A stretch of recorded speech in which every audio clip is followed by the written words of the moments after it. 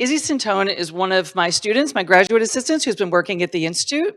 And she and I, and my good friend David Goodtree, I'd say last fall, started to think about, I'm in economic development. And so as I took this position, I thought about, okay, I'm going to build this institute, but I want to understand the economy of what we're doing. And so David and I and Izzy started talking about, what does the Boston food tech scene actually look like? How big actually is this? So we pulled in our friends, Lauren Abda, you already saw at Branch Foods, was a partner on this. And so what you're gonna see today is Izzy and David are gonna give you the first preview of this research. It will not actually be published until early in July, but what you're getting to see is a pretty astounding look at Boston's, what we believe is world-class food tech hub. So with that, Izzy, take it away. Let me grab one of these mics.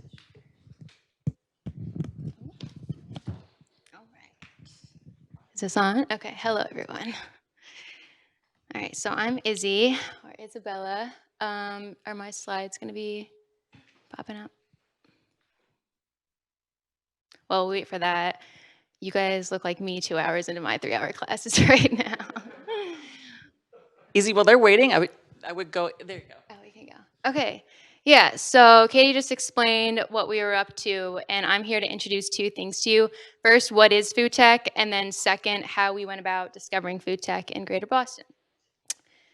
So there's no current industry definition of food tech. When we started this project, if you Googled like a market map of the Northeast or Boston, nothing comes up. There's no Wikipedia page. So we sought out to create a map for Greater Boston. Our first step was to put our heads together as the sponsors of this report. One of the first things that someone talked about was Toast, which is the cloud-based POS system. And I was like, oh, okay, that's food tech. I always thought food tech was cellular ag. So we generated a few dozen companies between the few of us. Then the next thing we did was start to identify candidates by going to LinkedIn. So we cast out a net and we posted on LinkedIn and we asked our friends and colleagues, hey, do you know any startups in the food tech space in Boston?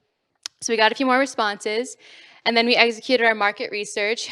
Basically, these are all a list of national or global food tech reports from the last few years. So we went through all of these, and the two main things we were looking for was how are they defining food tech, but then also what is their taxonomy? So what are their subsectors and how are they characterizing this space? It was interesting because all of them kind of had their own take. Some of them emphasized ag tech more, while others were emphasizing like the B2B2C, Grubhub, Instacart delivery models. So David and I stepped back after going through all those. We were still collecting companies, but we were trying to think, okay, what is food tech? Like, what does it really encompass? What does it mean to Boston? So this is supposed to be an apple, but my roommate ate the apple I was gonna bring. So you can pretend that that's an apple. But yeah, so let's say that this is an apple, and it could be an Arctic apple, which is the non-browning variety that's meant for food waste, or it could be some other sort that was CRISPR edited. And if you're on an apple orchard and you look up, you might see AI drones. Oh no, the clicker fell, the batteries fell out. I'll use this. Yeah, so you might see drones that are up in the air helping the farmer map out the landscape, fertilization, whether or not pollination has occurred, weather patterns, all types of precision ag stuff. You go on the ground, there could literally be robots that are also smart and are picking the apples off of the tree. They could be on the ground or also drones.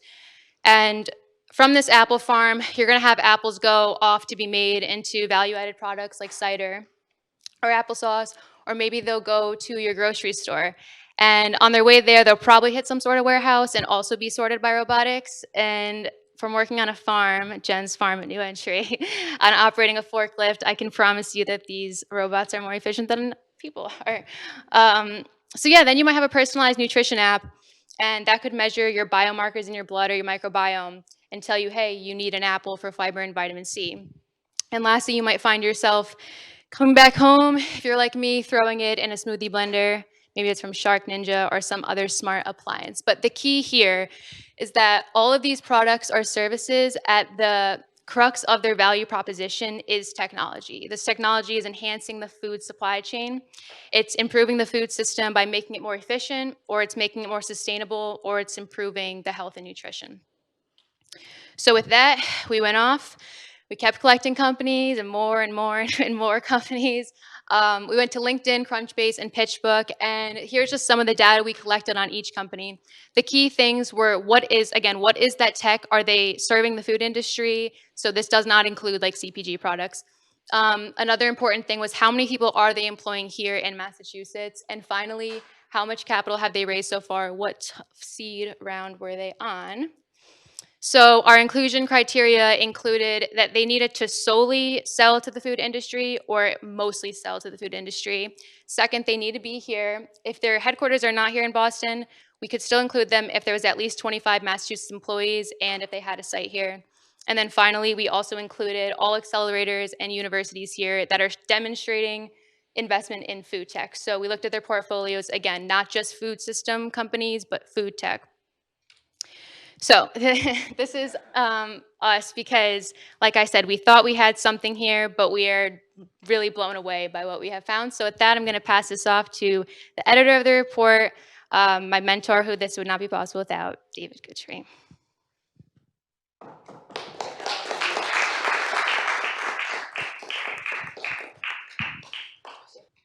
Can you hear me? Do you need this, guys? They not. Okay, awesome. Thank you, Izzy. You're awesome. It was wonderful to work with you. This is us. This is Greater Boston Food Tech. This is the first time anybody's seeing this. This is actually the first time some people who worked on the project are seeing the results. We've all talked about it, but visually this is the first time. This is a project of Katie and her group and Branch Food, Lauren, who was a presenter, the panelist here, panel leader a few minutes ago, and Foodgraph. I'm the CEO of one of these little food tech companies. So we're very pleased to premiere this at Tufts. Let's start with a poll. Before you heard from Izzy and before you were here today, give me your honest opinion by hands. Is there such a thing as a Greater Boston Food Tech Cluster? Raise your hand. 1, 2, 3, 4, 5, 6, about a quarter of the room. If asked, before you heard Izzy's CRISPR thing with the apple, could you provide a good definition of food tech? Raise your hand. Ooh, 2%. How many food tech companies do you think are located in Greater Boston? Less than 10? Less than 25?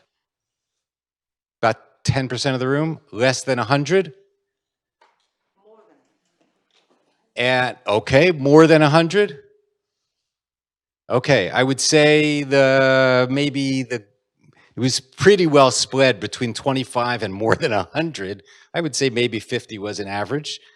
And now, shout out some names. What are food tech companies in Greater Boston? Motif? Ginkgo? Indigo? Maury? I heard something over here. Tender Foods. Sorry? Verview. Okay, didn't catch that. Nobody said my company.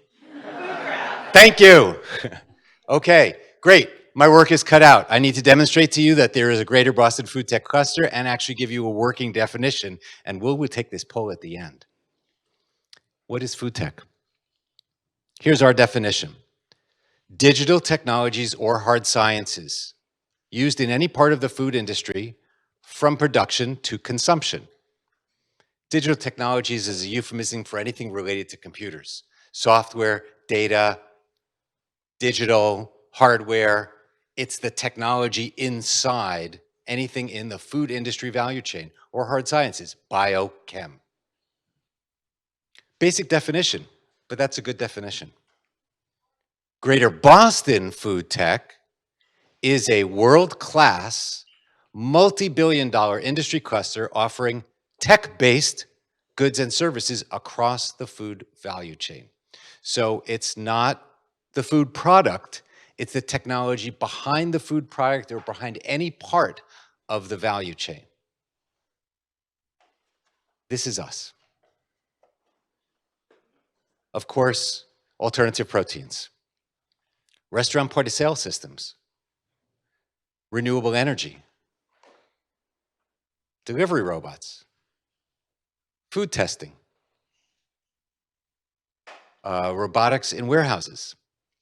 This is us. This is Boston Food Tech. Food Tech in Boston spans farm to fork innovation. What do I mean by that? It means it starts at the farm or aquaculture, goes through food processing, consumer product goods, warehouse, retail, restaurant technology, home and work technology. Now, what's interesting is that that's a definition of the full value chain, but it's also a definition of food tech in Boston. If you look at food tech in other places around the country or the world, you'll see actually that it's usually oriented towards a sector. There's a lot of food tech, for example, in the Midwest, because that's where they grow food. Or in California, where there's water-based technology. In Southern California. CPG, a lot of that innovation is in Chicago. Restaurant technology, New York City. Home and work technology, Silicon Valley. Boston, the full value chain. Why? Because of places like this. And MIT, and our accelerators, because we have this foundation of people who are educated and capital and are interested in this sector. Our superpowers, no surprise, biotech. A lot of you mentioned ginkgo or indigo. We're creating novel seeds. We're creating animal proteins. We're creating new forms of pest management. This is in the first part of the value chain. Another superpower of ours is, of course, software and data. This is across the value chain, in farm management, in brand and distributor and store management, in restaurant management. Toast is the king of this market. You probably know Toast, or you've definitely used Toast if you've ordered from a restaurant for takeout, or you swiped. It's a Toast terminal that's there. And then, of course, robots. Well, I say of course, but I was blown away by this idea, and that's actually all across the value chain. Farm robots, warehouse robots, kitchen robots, appliance robots. Actually, one of the most successful robotics companies is Amazon Robotics. Amazon Robotics is not headquartered in Seattle. They're headquartered in Westborough, Massachusetts. Every single distribution center is based on Amazon Robotics. Shark Ninja, there's a lot of cool technology in Shark Ninja, which isn't just the motor. Motor is technology, but it goes well beyond the motor. We actually have many, many technologies which are superpowers, including things like food safety testing and marketplaces and logistics and diet and nutrition. Why? R&D and entrepreneurship. Accelerators and incubators, Greentown Labs. A lot of what goes on there, which is about energy, is ag water and ag energy. Lab Central, biotech. Mass Challenge has over 100 alumni that are food tech. Mass Robotics, even the US Army innovates food here in Natick, for example, meals ready to eat. IP licensing is a core of this, as well as all the wonderful students that are churned out of these universities. MIT, Tufts in particular, and UMass Amherst has the oldest food science program in the country. We found 144 companies today in Greater Boston, all across the value chain. The number of companies here is represented by the hash marks. The greatest number of companies is in biotech, and I don't mean life sciences, I mean biotech in food and restaurant management technology. If you look at the number of employees, it's over 7,000 people work in Greater Boston in food tech. We didn't know that. I don't think anybody in this room knew that.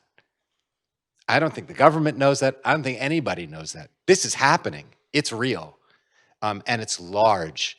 The greatest number of people are in biotech, restaurant management, and actually largely due to Shark Ninja, in home and work. If you add in the companies that are multi-sector, for example, they serve food and other sectors, then the total number of employees is almost 17,000. So actually, the number of people working in food tech is somewhere between 7,000 and 17,000. This is us. So you saw those pictures before? That's Motif, Alternative Proteins. That's Toast, restaurant point of sale system. That's Vanguard Renewable Energy. That's Piaggio's delivery robot. That's Thermo Fisher. Thermo Fisher, like a quarter of their sales are for food testing and safety. Symbotic, other than Amazon Robotics, is the king of warehouse robots. And the capital raised is large and accelerating. In 2019, these companies raised $1.5 billion. It grew 25% in 2020. It doubled in 2021, not slowed down by the pandemic, accelerated, and we are on pace this year to match last year. Major fundraising news just in this year. Just yesterday, Salsify announced $200 million that they raised in their Series E at a $2 billion valuation. Vecna, Greenlight, EasyCater, Right Hand Robotics, Mori, all this year. Acquisitions are very important because they return capital to investors who took risks and enrich employees and actually turn the crank on new innovations. Some of the larger ones, Uber bought Drizzly for $1 billion. Amazon bought that robotics system, which powers its warehouses. Grubhub bought Level Up. These are big exits. IPOs and SPACs, special purpose acquisitions, which are another form of going public. Ginkgo. Toast, incidentally, while raising $870 million, an extraordinary amount of money, it was actually the largest valuation at IPO of any company in Boston's history ever. This is farm to fork innovation. This is Boston food tech. And by dint of the fact that you are here today or online, Tufts will share with you the report when it's published. She said late July, I hope. This is us. This is Greater Boston Food Tech, a world-class, multi-billion-dollar industry cluster offering tech-based goods and services across the food industry value chain. So I have a question for you. Does Boston have a world-class food tech cluster? Please raise your hand if you were convinced or persuaded. Oh my God, we went to like 90% of the room. So this is a project of Branch Food, Lauren Abda, Tufts, Katie, Izzy, Carol, who might be here also. I'm the CEO of FoodGraph. I'm one of these little food tech companies. We have not even released a product yet. We are building the first comprehensive database about grocery products in America. This does not exist. It's shocking that it doesn't. We've been at it for 2 years. We have 9 employees. We hope to release this summer at the same time as the report. So thank you very much. Awesome.